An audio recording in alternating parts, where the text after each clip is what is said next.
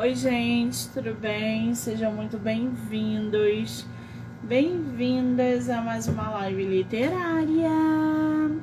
Estamos aí em plena sexta-feira, 9h30 da noite, para divulgar autores nacionais, falar de livro, fazer sorteio, dar boas risadas. Aquela bagunça que a gente gosta, né? Lembrando que todas as entrevistas podem ser assistidas pelo canal do YouTube, Spotify, Anchor e Amazon Music. Do livro Não Me Livro, então já corre lá, já se inscreve para acompanhar as entrevistas que são geradas diariamente aqui no canal, tá? Bom, para a gente dar continuidade nesse ritmo literário, na verdade, para a gente fechar o dia de hoje, né, com chave de ouro, a gente vai bater um papo, trocar uma ideia, conhecer um pouco mais a autora nacional Meirelle Alves. Ela que está com a obra Miliac, acho que é assim que se fala. A gente já vai saber dessas pronúncias. Ela que tá aí com o Miliac no mercado, né? Super topou bater um papo com a gente para que a gente possa conhecer o trabalho literário que ela vem exercendo aí dentro do mercado, tá bom? Muito bem. Pessoal que tá entrando, sejam muito bem-vindos, bem-vindos. Você, o convite.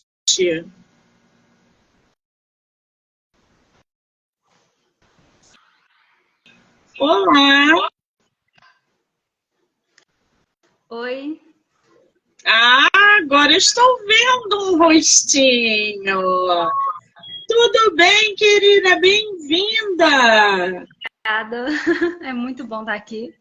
Ai, eu adorei seu cabelo. É tua primeira live? Sim, sobre o livro sim. Que delícia! Antes de começarmos, quero muito te agradecer pelo tempo, pela disponibilidade de você vir aqui, entre aspas, né? Bater um papo sobre a sua obra. Então, muitíssimo obrigada, tá? Não, eu que te agradeço por ter me convidado. Eu fiquei muito feliz, um pouco nervosa, mas muito feliz. É verdade, gente, eu tenho que contar para vocês. Aqui nos bastidores ela tá. Eu vou te mandar uma sinopse. Aí daqui a pouco ela. Peraí, que eu vou te mandar outra sinopse, que eu acho que essa ficou melhor. E aí ela mandava, eu falei, bom, eu acho que ela está um pouco ansiosa, vou deixar ela mandar o que ela tiver que mandar. Eu vou deixar ela à vontade. Mas é assim mesmo, todo mundo fica assim nessa expectativa. E é uma delícia. Agora, você é de qual lugar do Brasil? Eu sou de Igarapé, Minas Gerais. Eu sabia que eu ia gostar de você antes mesmo de fazermos live, gente. Sou apaixonada por Minas Gerais. Que legal. Apaixonada. Vocês, o mineiro, a comida, a cachaça, a terra, as cidades históricas, tudo em Minas é bom, né? Olá. Tu bebe? Eu não, mas o meu esposo gosta, viu? O meu é mais aqui, ó, vinhozinho, café. Mas vinho, adorei essa parede, gente, para todos os gostos. Dividido. Maravilha! Muito bom, né? Eu sou doida para me mudar para Minas. Tenho família aí. Legal. E eu não vejo a hora de ir para Minas caçar uma roça, que eu adoro roça. Você conhece o Rio? Não conheço, assim, só dos filmes mesmo, tô que nem o Chaves. Eu vi mais pela televisão. Então está convidada a vir ao Rio. Se hospede aqui em casa, não tem problema nenhum. Eu te levo para ver o Corcovado e o Pão de Açúcar, tá? Tá bom. Seria você. Que maravilha! Bom, eu tô aqui com o teu livro, né? E eu queria entender primeiro a pronúncia desse nome. É Miliaki? Isso mesmo, você falou corretamente. O nome do livro, na verdade, é Qualquer Coisa por Miliak. Qualquer coisa por Miliaki. E da onde veio esse nome Miliaki? É uma longa história. Bom, basicamente, o nome surgiu por causa de uma confusão da minha parte, porque eu confundi o nome de uma atriz que eu gosto. Não sei se você conhece a série Big Bang, a Teoria. Você já ouviu falar? Sim. Eu gosto muito... Isso, eu gosto muito dos atores, eu já vi a série 1 milhão de vezes. E aí sempre aparece para mim uns anúncios, notícias sobre os atores, como aquele Cuoco, o Johnny Galecki. E tem a atriz que faz a Amy, a Amy, a namorada do Sheldon.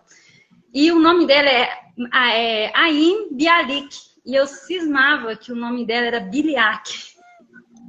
E esse nome ficou na minha cabeça por muito tempo, até eu prestar atenção no jeito de ler, no jeito de escrever.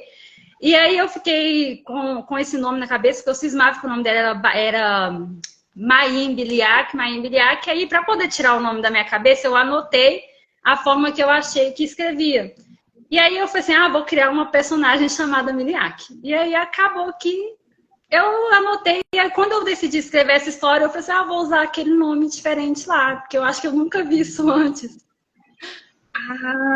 Agora eu entendi. Eu adoro o Sheldon. Adoro ele. Também. Eu sou apaixonada com essa série, sério. Eu amo.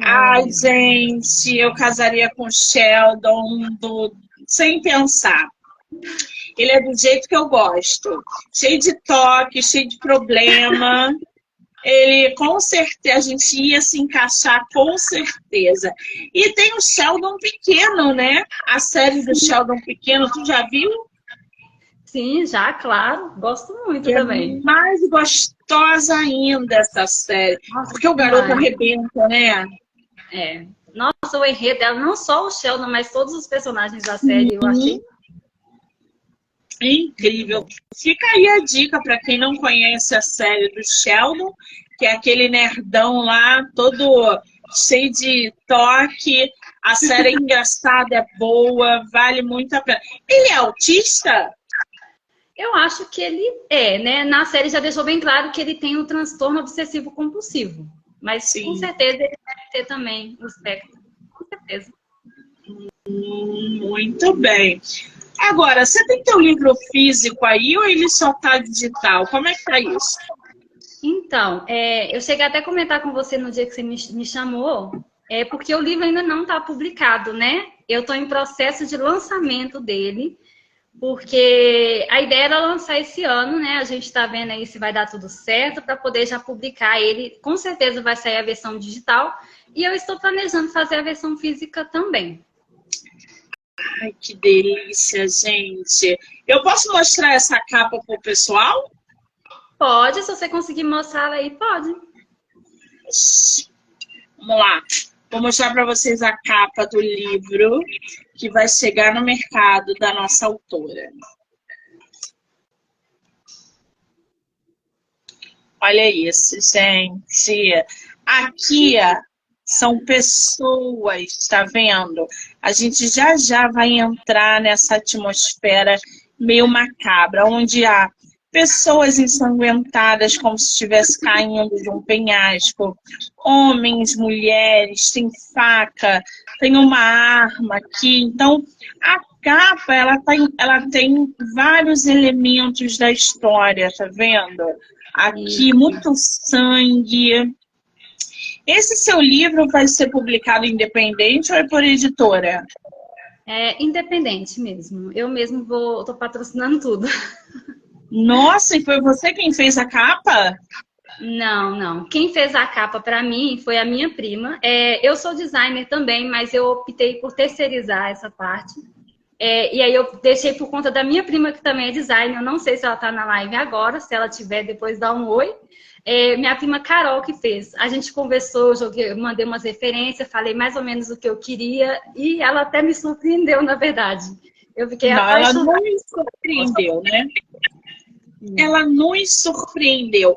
Qual é o arroba da Carol, para quem quiser capista? Deixa eu só confirmar aqui, mas tem o arroba Reislein e o arroba Carol Reisler. Eu posso estar deixando nos comentários aqui também. Muito bem, coloca aí nos comentários, porque tem muitos autores que às vezes pedem indicação de capista e a gente sempre dá nas lives quando dá para dar, né?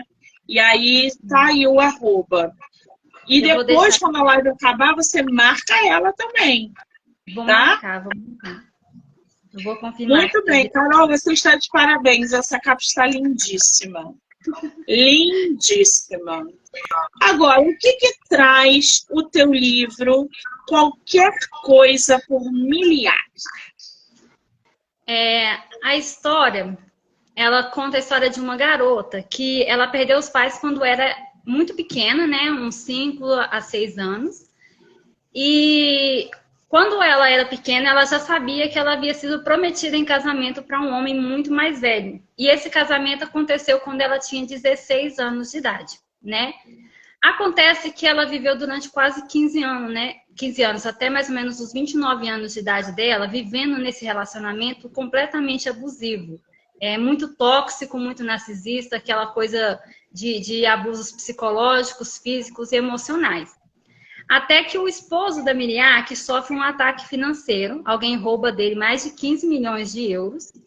E para poder desvendar o roubo do dinheiro, ele contrata várias pessoas, mas somente um especialista foi capaz de descobrir, seria capaz de descobrir quem roubou.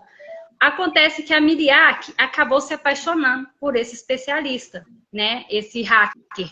E os dois acabam se envolvendo, mesmo às vezes ela lutando contra o sentimento, eles acabam se apaixonando. E ele não gosta muito da forma como o esposo dela trata ela. E ela vive dizendo que não quer a ajuda dele, que não quer que ele se envolva, mas eles acabam se envolvendo. E o relacionamento deles e a chegada dele, na verdade, naquela casa, naquela vida dos dois, vai revelar muitos segredos, não só da Miriam, mas do esposo dela, e vai trazer o passado de todos eles à tona.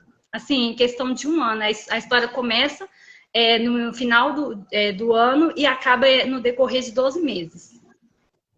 Muito bem, para a gente poder entender um pouquinho mais, né, todos esses tópicos que você colocou aí, primeiro, a Miliak. A Miliak, ela é uma menina que ela foi prometida, ok. Qual é o ano que se passa a tua história? Eu não cheguei a definir bem um ano, mas eu poderia dizer que foi por volta de 2018, mais ou menos. A minha mentalidade na época está mais ou menos essa, é bem recente mesmo. E o cenário da tua história, ela é nacional ou ela é lá de fora?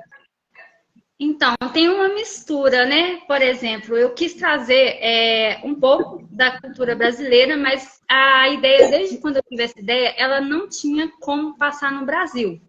Mas tem vários cenários. Ela acontece um pouco no Canadá, um pouco no Brasil, mas a maior parte da história se passa em Southampton, na Inglaterra, porque o esposo da Miliak é inglês, mas a Miliak é filha de um inglês com uma brasileira. Tá, e aí a gente está em 2018. Você não acha que em 2018 você colocar na tua história uma personagem que é prometida a um homem muito mais velho, né? Pegar essa atmosfera que acontecia lá em 1920, lá em 1850, onde as meninas eram prometidas para casamentos novos, ou até de outros países, outras culturas. Você não acha que botar 2018 foi muito para frente? Ou você queria esse contraste? Eu queria justamente trazer um pouco de uma realidade que muita gente acha que não acontece, mas acontece ainda. No caso dessa história, ela não foi apenas prometida, foi um contrato de dívida, né? Como se os pais dela tivessem uma grande dívida com ele e a forma de quitar essa dívida foi entregando a filha deles em casamento, entendeu? E os pais dela morrem de quê? Os pais dela sofrem um acidente de carro.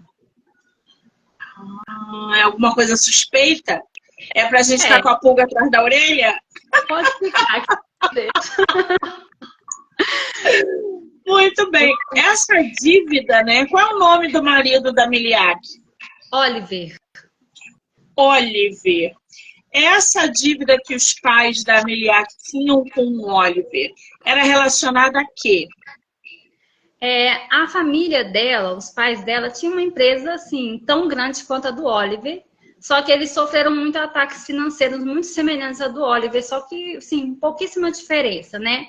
E eles quase faliram, né? Então, para poder não deixar que a filha deles passasse por necessidades nem nada do tipo, ele meio que pagou todas as dívidas do casal, da empresa e tudo mais, só que, em troca, ele queria poder se casar com a filha deles, entendeu?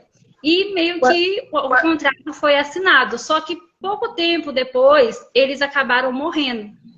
E só para poder explicar um pouco melhor, ela foi passada para um tutor temporário, que era um rapaz que trabalhava com os pais dela há muito tempo, só que por eles terem morrido e falidos, eles não deixaram meio que condições financeiras para ele continuar cuidando dela. E ela ainda não podia se casar com o Oliver, porque ela ainda era muito nova. Então, ela foi mandada para um orfanato, que eu inventei um orfanato só para crianças, vamos dizer, mais bem beneficiadas aqui no Brasil. Porque a gente só vê essas coisas nos Estados Unidos, na Inglaterra, só em lugar longe. E eu falei, por que não no Brasil ter um orfanato assim? E aí ela foi mandada para lá e viveu lá durante anos, até que ela completou os 16 anos e foi levada de volta para a Inglaterra. No caso, esse orfanato fica em Garopaba, no sul do Brasil. Muito bem, agora as coisas estão começando a fazer um pouco mais de sentido aí para mim. O ramo dessas empresas dele é o quê? Petróleo, minério, do que eles trabalham? Ele é um magnata da tecnologia. Gostei.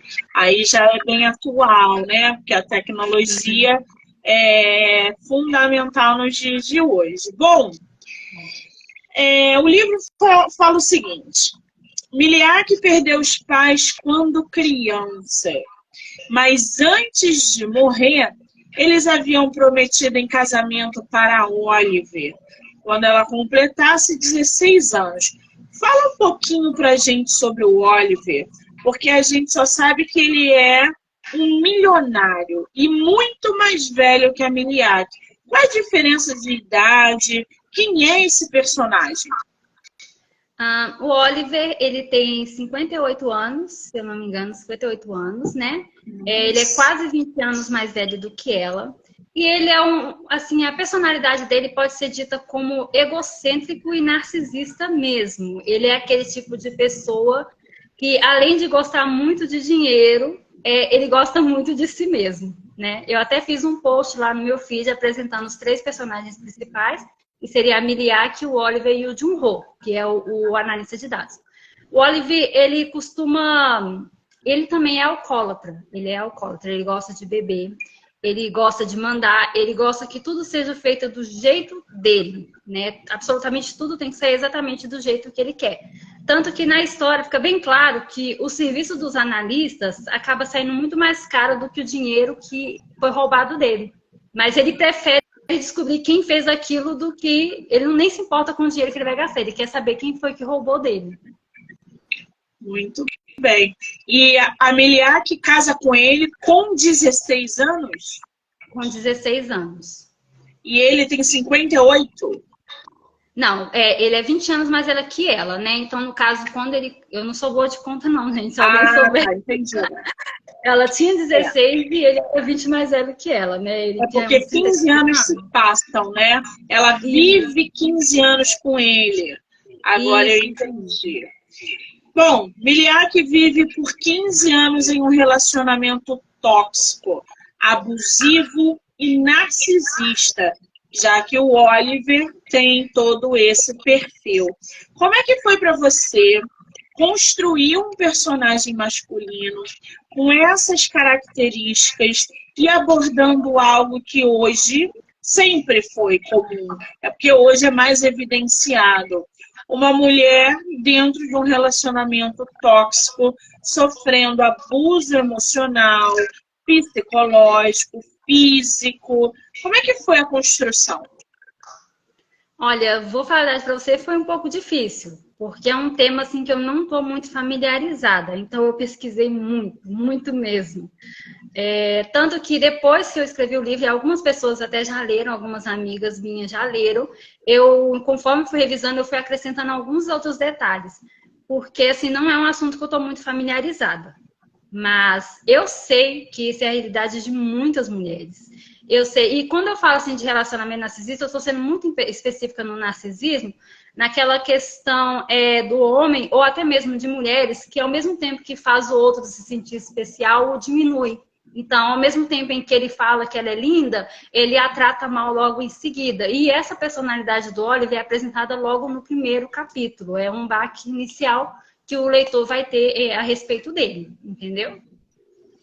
Ah, muito bem. Quer dizer, por mais que a gente não vivencie essa realidade, a gente sempre conhece alguém que já passou por isso.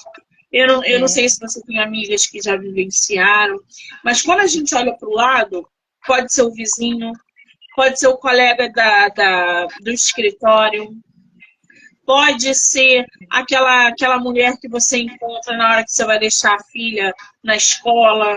Então, toda mulher, alguma hora, alguma vez na vida, passou por algum tipo de abuso emocional, físico. A gente, às vezes, se depara com isso na nossa vida. É que a gente não percebe. Dentro de um relacionamento, detalhes de um abuso e a gente não percebe. Então, abordar um tema como esse requer realmente uma pesquisa ou até uma experiência. Você levou quanto tempo para escrever esse livro? Olha, esse livro foi um caso assim muito, muito especial, né? Eu cheguei até a comentar, acho que na bio que eu te mandei, que eu já estava escrevendo um outro livro, né? Só que é um livro muito maior, né? São quase 700 páginas. E aí, como esse livro vai demorar quase 700. Mas como esse livro vai demorar um tempo para poder ser revisado, ser arrumado direitinho, porque é uma fantasia, eu queria muito escrever um livro muito menor para as pessoas me conhecerem, né? Então é mais fácil convencer uma pessoa a ler um livro de 130 do que de um de 700, logo de cara, né? Muito bem. Então eu falei assim, eu vou pegar uma das 10, porque não são poucas, tá? Eu tenho um drive com um monte de histórias, a minha editora, não sei se ela tá online ainda. A Giovana, se ela tiver. A minha prima Carol entrou aí, olha, a designer. Carol, Carol. Você está sendo falada. Estamos falando de você. Então, aí eu conversei com a minha editora e pensei, vou pegar uma das minhas histórias e vou escrever. Aí, antes de escrever, eu comentei até com a minha irmã também, que eu não sei se ela tá online, mas eu vi ela entrando, e contei a história toda para ela. Falei assim, eu contei do início ao fim a minha ideia, né, da história. E aí, falei assim, ela falou assim, não, por que você não escreve assim mesmo? Eu falei assim, vou escrever. Então, eu sentei e comecei a escrever. Eu terminei de escrever ela em 1 mês e meio. 1 mês e meio eu escrevi, levei mais ou menos umas 2 semanas para poder ajustar tudo que eu queria, até eu mandar para as meninas darem uma lida, né? Que são as minhas leitoras betas. Que maravilha! Agora, voltando um pouquinho aqui para a Miliac, né? E esse relacionamento tóxico que ela tem com o Oliver. 15 anos com o Oliver passando o pão que o diabo amassou. Eles tiveram filhos? Não, na história deixa muito bem claro que ele não quer ter filhos com ela. Ainda tem isso, né? O cara é narcisista, o cara é instável e ainda deixa claro que não quer filho com a mulher que ele casou. Que loucura, gente. Pior que homem assim é mais comum que a gente pensa. Com certeza, tem muito né? mesmo. Tanto que na história tem uma cena, eu não lembro em qual capítulo que é, mas deve ser o 2º capítulo, onde a Miriam, ela tem muitos segredos, né? Em um dos segredos eu posso falar, porque não vai ser muito spoiler. Ela mantém contato com uma amiga do orfanato, que ela conheceu aqui no Brasil, só que o Oliver não sabe, porque se ele descobrir que ela tem amigas, ele provavelmente ia proibir elas de conversar. E tem uma cena onde essa amiga dela revela que está grávida de novo, e logo em seguida ela começa a chorar horrores, porque ela começa a se sentir mal porque ela sabe que ela não vai poder ter filhos, porque o esposo dela não quer ter filhos. Agora, quando a gente fala aí de uma adolescente de 16 anos que se casa com um homem 20 anos mais velho, né? Como é que foi a construção do relacionamento deles? Você coloca ali para os leitores, por exemplo, uma cena sexual, uma cena onde o Oliver bate nela em algum momento, ou faz uma manipulação com ela. Como é que são essas cenas? Você inseriu? Então, são alguns temas, uma parte descrita assim que eu não me sinto muito à vontade de escrever. Mas eu achei necessário colocar assim algumas cenas, né? Teve sim cenas, foram mais aquela coisa de conscientização mesmo, eu acho que essa poderia ser a palavra. Mas sim, teve umas partes em que eu escrevi onde ela se sente obrigada a dormir com ele. Tem momentos, sim, que ele já bateu nela, na frente de outras pessoas, né? Inclusive, ele não tem, assim, muitos escrúpulos na frente do analista de dados que ele contratou, ele não tem medo de mostrar para ele como que ele trata a esposa dele. Então, já teve essas cenas. Eu não tenho cenas maiores de 18 anos na minha história, tanto que a gente conseguiu classificar ela em 16. Mas, apesar de eu abordar uns temas, assim, bem pesados, né? Uns temas bem... eu acho assim, uns temas bem ruinzinhos de digerir, eu acho que eu consegui deixar uma escrita um pouco mais leve, de uma forma que a pessoa conseguiria ler, entender o que está acontecendo, se identificar talvez com a personagem de alguma forma, só que sem se sentir mal com o que a pessoa está lendo, entendeu? Muito bem, isso é bem importante também. Porque se o leitor se sentir desconfortável com aquilo que ele está lendo, ele vai fechar teu livro e não vai ler mais. Eu me sentiria desconfortável escrevendo, tanto que teve até uma cena assim que nem foi tão ruim que até eu me senti um pouco assim, achei um pouco estranho de escrever. Só que assim, a gente como escritor, eu, por exemplo, tenho uma mente muito, sei lá, eu viajo muito nas ideias, então eu não tenho tanta dificuldade de escrever sobre coisas que eu não vivi, coisas que eu não conheço. O que eu não conheço eu pesquiso. Mas mesmo assim, quando a gente escreve sobre esse tipo de coisa, é um pouco ruim, sabe? Porque a gente sabe que não é uma coisa impossível de acontecer. E nem fácil de lidar. E porque, por mais que eles sejam casados, não deixa de ser um abuso, né? Não deixa de ser, desculpa, vocês podem falar, mas não deixa de ser um estupro, né? O que ele faz com ela. Exatamente. Agora, o áudio aí tá alto. Tem como você abaixar um pouquinho? Tá dando retorno. Deixa eu ver se eu consigo abaixar. Vê se melhora. Melhorou um pouco? Foi, né? Melhorou. Então, bom, a empresa do Oliver, então, sofre um ataque. Esse ataque financeiro, na verdade, é um ataque tecnológico, já que a empresa dele é de tecnologia. Então, a gente poderia dizer que é um ataque cibernético, por exemplo, que faz com que ele, o dinheiro dele, né, a fortuna dele desapareça. Conta pra gente o quanto de dinheiro ele foi prejudicado. Olha, foi bem pouco comparado ao que ele tem na conta, né? Tanto que na própria história, o responsável por descobrir o que aconteceu com o dinheiro fala assim que 15 milhões de euros é troco de pão para ele, né? De certa forma. Mas o dinheiro, ele não foi tirado do dinheiro da empresa, foi tirado de uma conta pessoal. E justamente por ele perceber que foi um ataque financeiro muito pessoal, ele está muito motivado a descobrir quem foi que fez isso com ele, entendeu? Na história também mostra que não é só esse dinheiro que foi roubado que deixa ele tão mais agressivo, bebendo mais, fazendo coisas mais ruins ainda. Além dele estar sofrendo um ataque financeiro, ele está sofrendo muitos problemas na empresa e, inclusive, os sócios, né, os responsáveis pela empresa, estão querendo tirar ele da direção. Então, muitas coisas acontecem ao redor dele, que influencia nas atitudes ruins que ele toma e como ele desconta isso na Miliac também. Muito bem. E aí, nesse colapso financeiro, ele contrata um especialista, o Jung-Woo. Falei certo?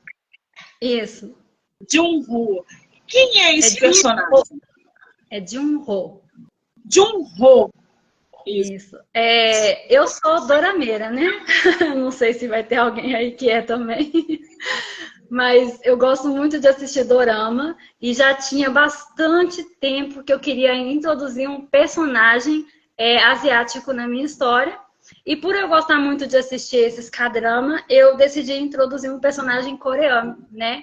E eu acho que assim, que foi perfeito colocar por causa da forma como eles se conhecem também. O Jung-Ho, ele também é órfão, né? Ele também perdeu os pais, só que foi de uma situação completamente diferente. E para poder descobrir quem foi que matou os pais dele, ele acaba se especializando em tecnologia, chega até a trabalhar no FBI e consegue a vingança dele contra quem foi que matou os pais. Depois que ele faz isso, ele começa a receber muitas propostas de trabalhos para poder descobrir sobre a mesma coisa, né? Sobre roubos, sobre ataques financeiros. E também por ele ser um especialista, ele é um assassino, né? Tipo um assassino de aluguel. Ele acaba pegando esse tipo de trabalho para fazer. E foi assim que o Oliver acabou encontrando ele. Na verdade, ele foi indicado por um dos sócios do Oliver para poder ajudar. Porque além de descobrir quem foi que roubou, ele também ia poder se livrar do culpado para Oliver. Tanto que o Oliver, de todos os outros especialistas, o Oliver está mais ainda confiante nos serviços dele, né? E realmente ele consegue. Ele é muito um bom. hacker? Ele é um hack. Muito bem. Temos aí um hacker assassino de aluguel, um ex-FBI, a gente tem um relacionamento tóxico, a gente tem milionários na história. Quer dizer, a gente tem todo um cenário ali cheio de conflitos. A gente pode dizer que na tua história o maior vilão é o Oliver? Ah, com certeza. Com certeza. A história, eu não sei se eu cheguei a comentar com você, mas toda a história, a ideia inicial, assim, surgiu... A ideia inicial não, né? Uma das partes da ideia surgiu do livro da Alice no País das Maravilhas, que é um livro que eu estava lendo. Isso foi há mais de um ano atrás, mais ou menos, quando eu tive a ideia. E aí foi quando surgiu também a ideia de eu criar uma personagem chamada Alice, mas eu não queria que ela fosse a protagonista, né? Eu falei assim, eu vou criar uma personagem Alice. E essa personagem Alice, ela é amiga do orfanato da Miliac. E a ideia foi o quê? Que eu introduzi... Tanto que a capa foi inspirada na Alice. Tanto que eu estava conversando com a Giovana, né, a minha editora. Ela não é uma editora, ela é uma profissional de edição. Né, ela que está me ajudando com o livro. A gente estava comentando sobre a comparação dos personagens com os personagens de Alice no País da Maravilha. E o Oliver poderia facilmente ser a rainha de copas, né? A rainha malvada da história. Entendi agora a referência. Gostei dessa analogia da Alice. Jung-Ho e Miliac se sentem atraídos um pelo outro. E ele não suporta a forma como o esposo a trata. Ela repete que não quer a ajuda dele. Quer dizer, a gente já tem uma paixonite ali rolando, mas um clichêzão também. Porque ele quer ajudar, ele está envolvido e ela se esquiva. Como é que você criou esse triângulo amoroso cheio de conflitos? Eu vou dizer para você que eu não sei. Pensa numa coisa que foi fluindo enquanto eu escrevia. Porque se eu te disser, Monique, que quase nada nessa história foi planejado, você não acredita. A maioria, tanto que às vezes eu fui me surpreendendo conforme eu escrevia. Eu só tive a ideia de, tipo, colocar É como se fosse aquele cavaleiro no cavalo branco, sabe? Para poder resgatar a princesa. Só que a princesa não quer ser resgatada, entendeu? Então eu não sei dizer como foi a construção desse triângulo amoroso, não. Mas ele existe, entendeu? Ele praticamente se materializou ali e falou, olha, tá na hora da gente ganhar vida nesse romance aqui, porque ela tá precisando de um pouco de ajuda. Que coisa, né, gente? Eu costumo dizer que quando a gente escreve, os personagens se materializam. São eles que começam a dizer o que tem que ser na história. E aí a gente não dita mais nada. Isso aconteceu com você? Ah, com certeza. Eu tenho até um curso que eu fiz para escritores. Na verdade, eu até adquiri o curso para poder fazer o livro de fantasia, mas ele serviu para isso também. Onde acabaram me identificando como escritor híbrido, que é o quê? Porque tem um escritor que planeja a história inteira, do início ao fim. E tem um escritor que simplesmente planta a semente e deixa a história florescer. Eu fui basicamente uma mistura disso. Eu só listei aqui no meu Trello os principais pontos que eu queria que acontecesse. Por exemplo, ele ia sofrer um ataque financeiro, ela e o Jun-ho iria se conhecer, eu ia introduzir a amiga dela do orfanato. Eu fui colocando tipo, algumas coisinhas que eu queria que acontecesse. E aí, no decorrer da história que eu fui escrevendo, muita coisa foi surgindo assim na hora, não foi planejado mesmo. Eu plantei a semente e a história foi florescendo. Foi basicamente isso. Só regou. Muito bem. Agora, você escreve desde os 13 anos, né? Isso é de família? Alguém te incentivou? Como é que a escrita aconteceu na tua vida? Eu não sei se na minha família tem outro escritor, se tem eu desconheço, mas a minha família inteira é criativa. Né? Tanto, por exemplo, eu sou designer, minha prima é designer, eu tenho uma outra prima também que é designer, então todo mundo é criativo. E quase todo mundo que eu conheço gosta de ler, mas a minha introdução em livros foi por causa da minha mãe, né? Que eu lembro que eu era bem mais nova de 13 anos, inclusive eu até zoo isso, que quando ela me deu o primeiro livro para ler foi do Sidney Sheldon. Não, na verdade o primeiro, eu até confundi, o primeiro foi da Danielle Steele, Um Longo Caminho para Casa. Quem já leu esse livro, com certeza vai saber que não é um livro muito apropriado para uma criança de 13 anos, não. Eu não li. Mas, através desse livro, eu li outro da Danielle Steele, e aí eu tive acesso aos livros do Sidney Sheldon. Tanto que a minha escrita, eu acho que sim, foi muito influenciada por esses livros dele. Eu gosto muito da escrita dele, porque ele escreve em terceira pessoa, né? E eu gosto de escrever em terceira pessoa também. Mas desde quando eu li o meu primeiro livro, né, o meu primeiro livro grande, eu fui buscando mais livros para ler, e mais livros para ler, e acabei me apaixonando muito por isso. Mas eu lembro que foi mais ou menos na época do lançamento de Crepúsculo, talvez um pouco antes, não sei se você lembra do lançamento dos primeiros livros. Sim. Uma colega da escola tinha escrito uma história, né, e me mostrou. Nossa, aquilo para mim foi tipo, acendeu uma luz na minha cabeça. Eu falei, gente, eu tenho que escrever uma história também, né? E aí eu cheguei em casa e comecei a inventar personagens. E na época eu gostava muito da Turma da Mônica. Eu adorava ler as revistinhas da Turma da Mônica. E aí eu inventei a Turma da Meire. E aí eu criei os personagens, planejei tudo. E aí acabei inventando umas historinhas, não lembro como que eram as primeiras histórias, mas eu inventei. Logo depois eu tive acesso a dois temas que eu gostei, um tema que eu gostei muito, que foi com a novela da Record, Mutantes. Não sei se você já ouviu falar.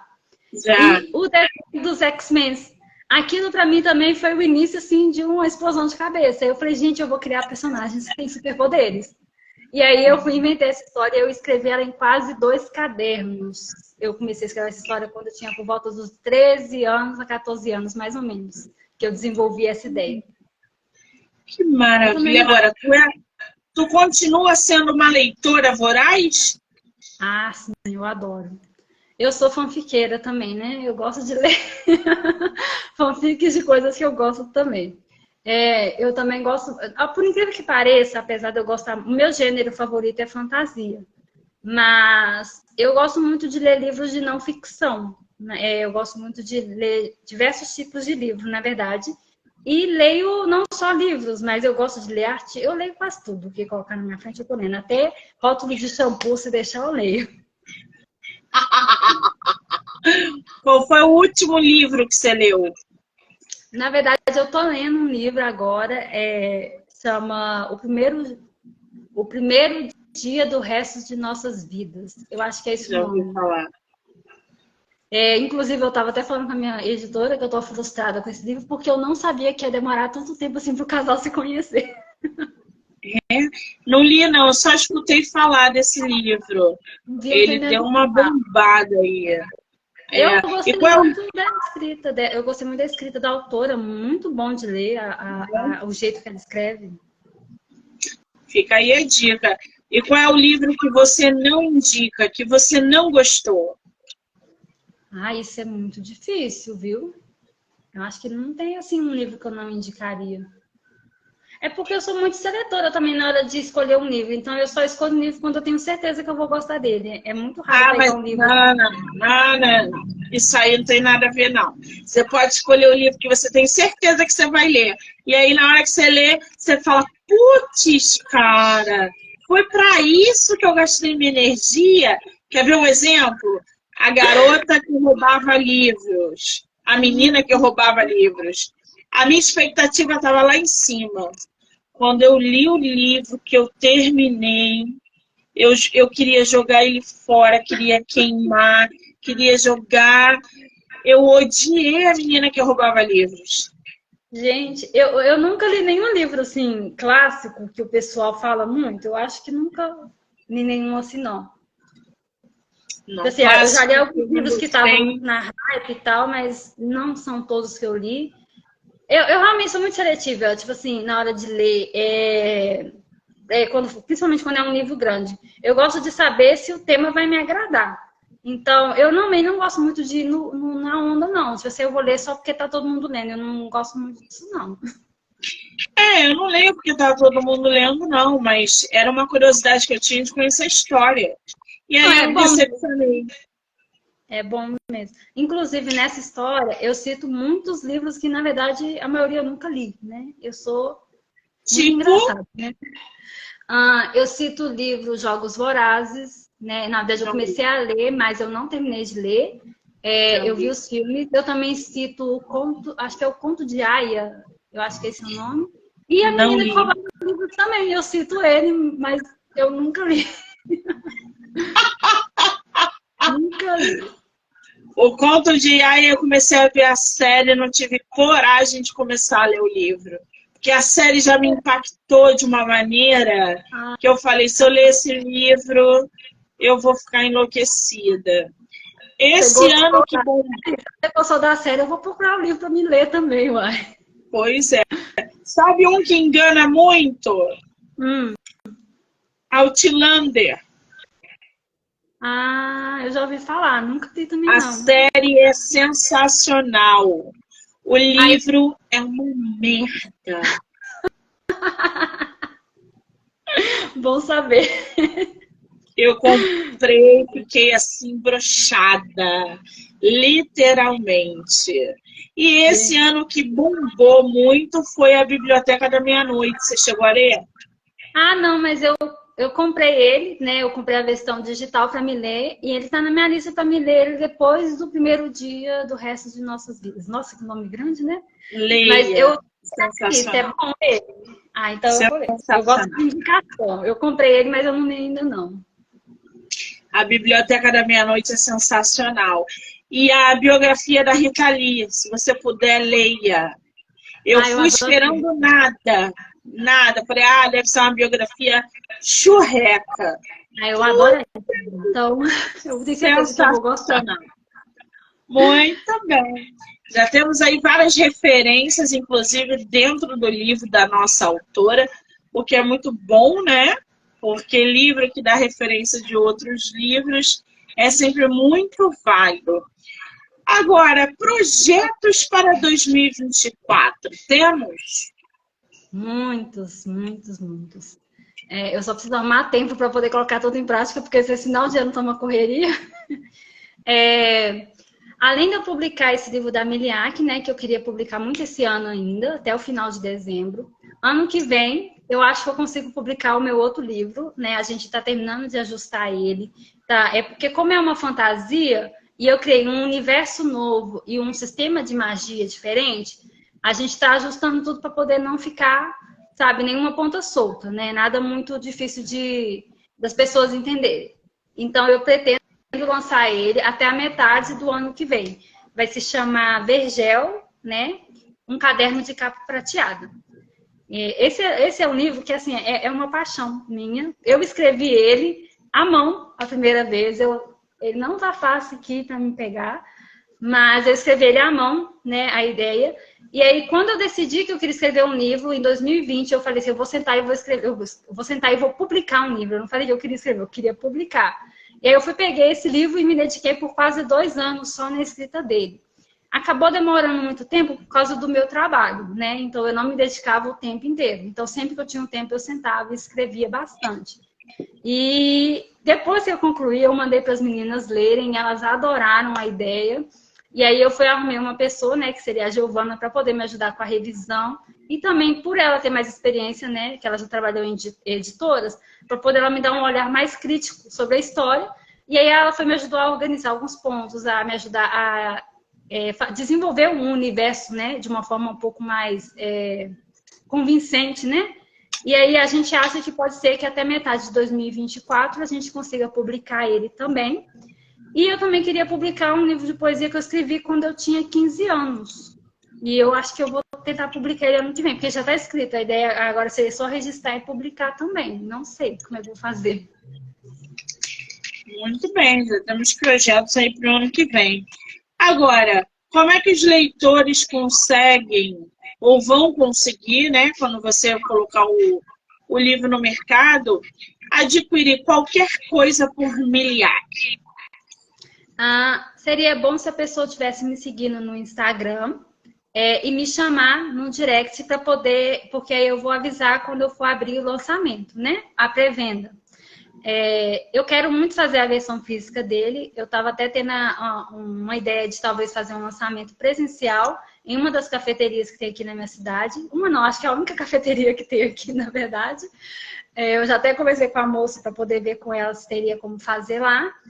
E aí, se a pessoa for comprar pela internet, ela me chama, que eu envio para ela pelo correio, né? E também pode estar adquirindo pela Amazon um livro digital também. Muito bem. Agora, qual é o teu Instagram? meirielealves.escritora. Meiriele, eu vou marcar a Meiriele aqui na live como colaboradora. Então, vocês vão poder assistir no Instagram dela, no meu, e em todas as plataformas do podcast. Do Livro Não Me Livro, canal do YouTube, Spotify, Anchor, Amazon, TikTok, Kawaii, Instagram, todas as plataformas, tá? E já segue lá a nossa autora, tá? Muito bem.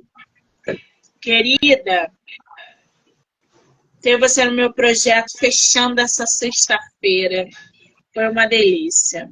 Conhecer Miliac, saber que você está em produção, em lançamento, que você não pare de escrever, não pare de produzir, faça lançamento presencial, compartilhe, mande mensagem para que a gente também compartilhe nas redes, enfim, eu só te desejo sucesso, que você não pare de escrever. Obrigada, tá? Muito obrigada pelo convite, Monique. Foi um prazer. Eu indiquei o seu podcast para todo mundo. Eu tô acompanhando um pouco das lives também aqui no feed, porque é cada coisa que a gente encontra, cada autor assim, muito legal. Eu tô gostando muito de ter conhecido você, viu? Ai, que fofa! Muito obrigada. Quero agradecer a todo mundo que entrou, que saiu, que vai assistir depois. Dizer que agora eu só volto na segunda-feira com mais autores e profissionais da área da saúde mental. Merielle, um beijo, amor. Obrigada. Tchau.